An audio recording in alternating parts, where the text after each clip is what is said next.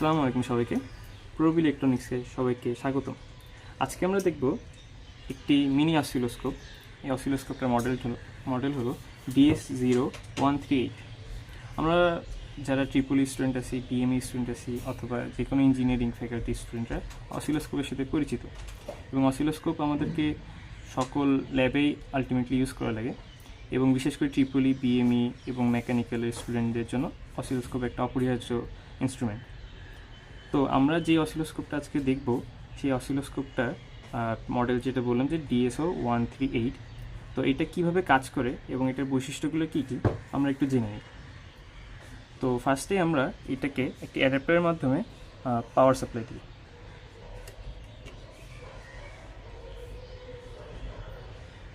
আচ্ছা, এটা অন হচ্ছে।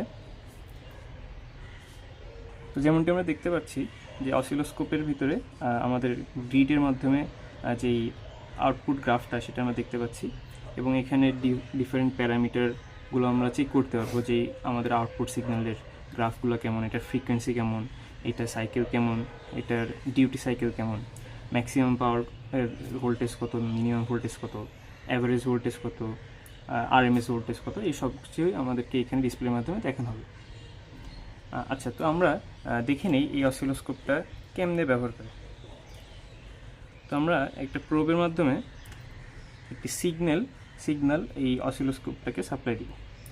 তো আমাদের এইখানে অসিলোস্কোপের একটা ইনবিল্ট স্কোয়ার ওয়েভ ক্রিয়েট করার জন্য একটা পয়েন্ট আছে, তো আমরা সেটাই কানেক্ট করছি।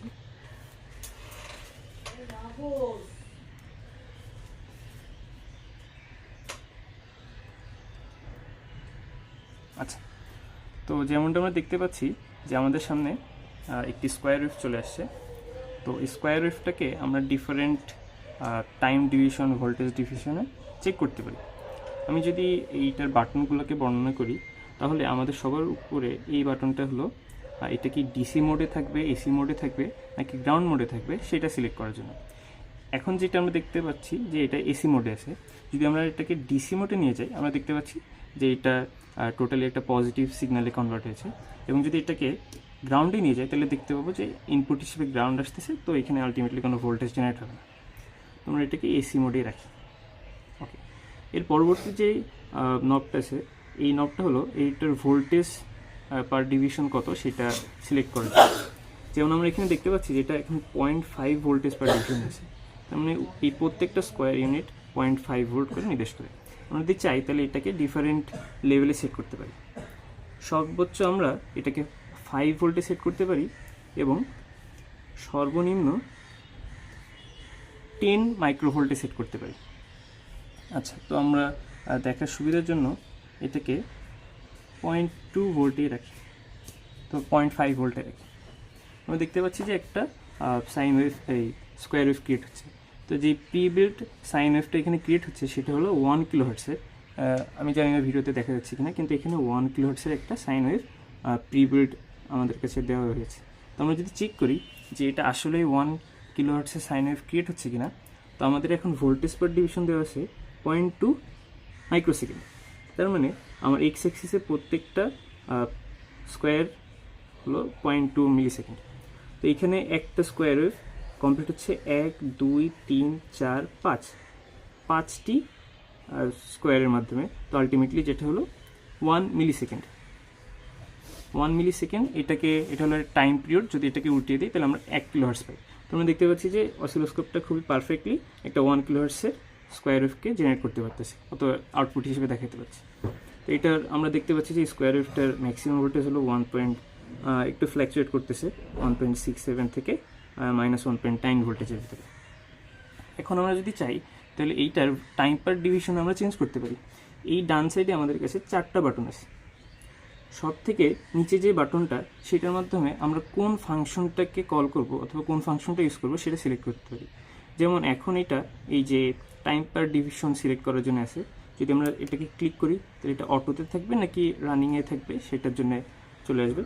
তারপর এটাতে যদি যাই তাহলে আমরা এটা আপস্ট্রিম এর সিগন্যাল দেখাবে নাকি ডাউনস্ট্রিমের সিগন্যাল দেখাবে সেটা বলবে।